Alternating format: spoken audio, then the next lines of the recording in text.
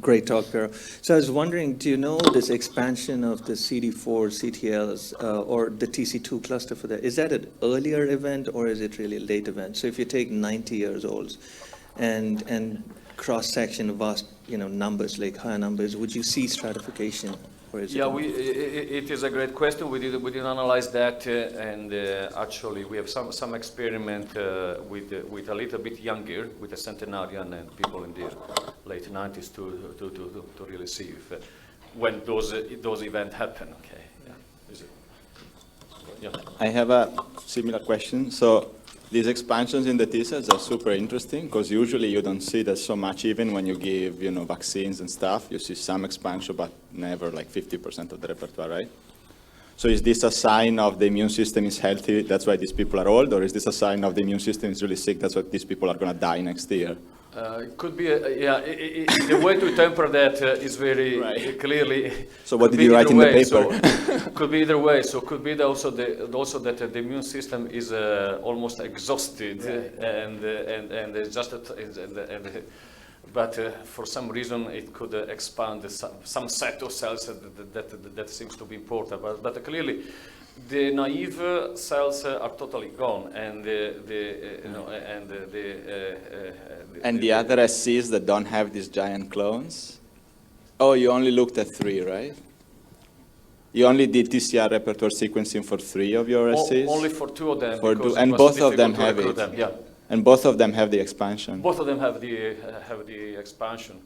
Now the next experiment is to look what do they like it. Thank you.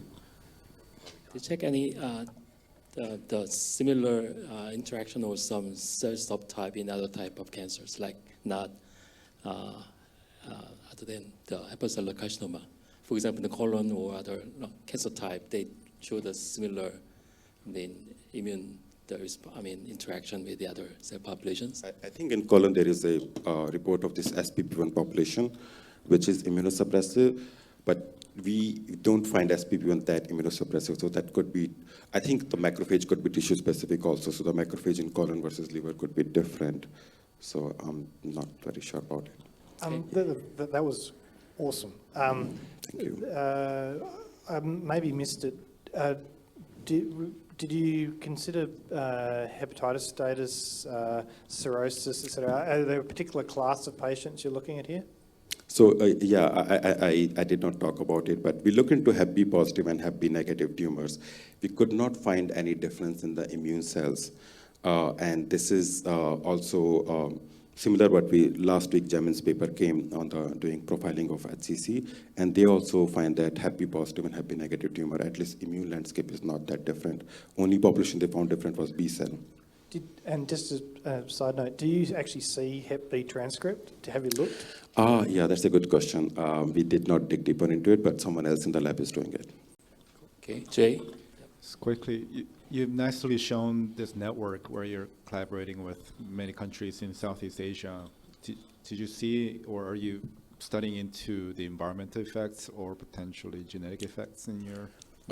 I think Professor Pierce can comment more on this, but as of now for single cell study, we are focusing mainly on the Singapore right now, because as I said that we are looking into the fresh samples, but like eventually if we can get sample from the Korea or Japan, we can look into the environment effect.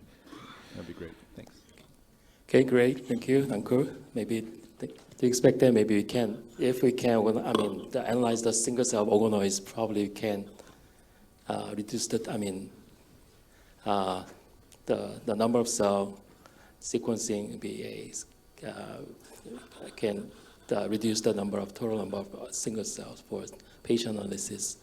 For example, to understand the patient, we need to sequence 5,000 or 10,000 single cell for the tissue, but organoid probably we can reach that some population, so we can 1,000 cells enough to look at. Yes, but currently, just as we are at an early phase, we are just making the same number of 5,000 cells, but we may reduce the cell numbers to the minimum in the future. So, any chance to calculate how many cells in the Not yet, we haven't done yet. And also, did you check some similarity between organoid and the tissue? Yes, in case of intestine, we find quite similarity, but in case of liver, we found no overlap between organoids and liver, so we are doing further experiment to see why it is quite different.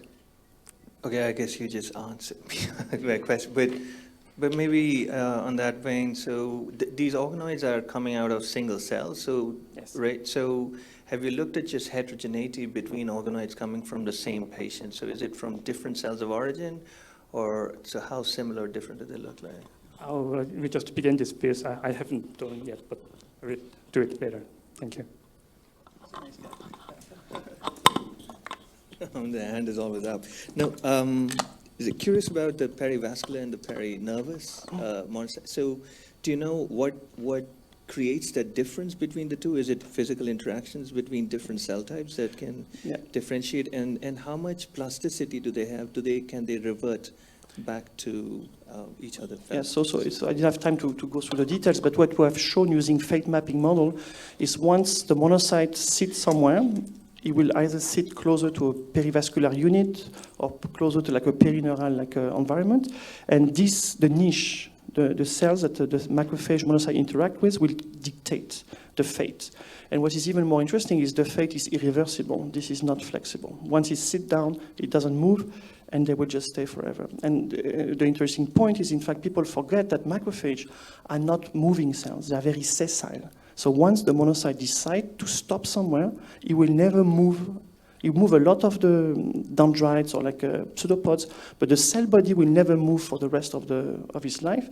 And this is the principle of tattoos. Why do you have tattoos that you cannot remove despite every treatment? Is because the ink pigments are eaten by macrophage. And this is where they stay forever at the same place. Okay, Musa? Use the microphone up there. Really interesting talk. I wonder, with your two populations of macrophages, the interstitial and what you call, I think, the neuronal? Like perineural and perivascular. Perivascular and perineural. What is the difference in the epigenetic landscape between these two populations? It's a good point. We are trying to go into this, but the limitation of such approach is that the numbers of cells to be able to recover is not so high. So it's quite difficult for now to have enough cells to really probe the landscape. But I think it's probably we expect differences. I guess just to follow up on that question, because you find this population in all macrophages that are tissue resident, right? So. Yeah. In the alveolar context and I guess in the joint, everywhere else. Do you believe that each particular niche has a distinct epigenetic profile that also is distinguished by the live low, or do you believe that that's a universal profile that's sort of conserved in all of these? So I think the answer is there is both. So you can find in every tissue so what we call tissue-specific information, where you can really find pathways that determine tissue-specific function. But there is also common core programs which are determined by the subtissue niche. So it's kind of different layer of identity that really confer the function of the cells. Last question. So in the lung example, how phenotypically different, just by phenotypic appearance as opposed to RNA-seq expression levels, are these two populations? We didn't test all markers, but I can probably, the premise, we are limited by extracellular marker, but I can provide you maybe 20 of them. So those cells are really, really different. Although we call them macrophage, they are really, really different at the phenotypic, but also transcriptomic level. Yeah. Thanks. Nice talk. Okay, last short question. Thank you so much for the talk. I just had this question that when you were talking about these monocytes as the origin of macrophages, you were talking about the mostly classical one or non-classical one? So the classical monocyte, what we call the CD14 high in human or the Ly6C positive in mouse, yeah. Thank you so much. Okay, thank you. Let's move to the next speaker. Thank you, Brian. Hi, great talk. So I was wondering, in mouse model, you showed that at day 7 and day 14, there are different kind of T cells and macrophages, right? Right. So is it the transcriptional reprogramming or different recruitment? I was wondering, have you guys looked at RNA velocity or something like that? Well, we don't have an evidence, but from the timing, we thought that it's a recruitment and conversion. But probably we would need more like a lineage tracing or something to actually demonstrate it's a conversion, not like a different recruitment. But we actually think it's a conversion. Great talk, Heo. So I was wondering, the increased infiltration that you see of the macrophages upon PD-1 or CTLA-4 treatment, so what's the nature of those macrophages? Are those more pro-inflammatory or? We haven't looked at it, but actually when they arrive as a monocyte, they express IL-1 beta. So usually it's more pro-inflammatory and then change into more anti-inflammatory phenotype. And we could see a decrease in IL-1 beta, but we haven't actually measured their status with our gene set. We have generated actually human gene set, but there are many mouse gene sets available. So probably we can look at this. So then how does it correlate with the response of the tumor shrinkage, or did you see?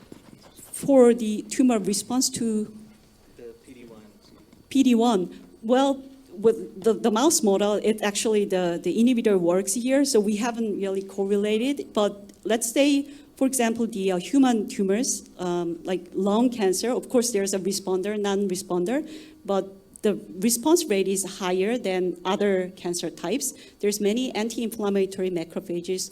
Colon cancer, very low, only MSI high patient respond. They don't have this anti-inflammatory macrophage phenotype. So I do think there's a connection, but I haven't proved it. Or we have to look at the actual functional impact of it. Okay. Last, the shot.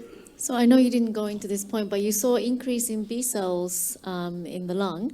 You showed at the beginning. We actually saw, I didn't show this, but we saw an increase with age on the B1 subset. Like, so there's the B cells can be either B2 or B1, and actually we noticed the B1 cells go up with age, and I'm just wondering if you've ever looked into the subpopulations. Our clustering, we didn't focus on B1 or B2 type, but we have looked at whether it was it's plasma cells or actually some cells had a germinal center profile. So we thought that this represents like tertiary lymphoid structure, really activated B cells. Mm-hmm. Actually, we are pursuing to look at their BCRs to see whether they have anti-cancer effects. So we think it's actually active case, and we could, so general tendency is increase the B cells in lung, but there are actually patients with really tremendous increase in B cells. So we think this could be actually a working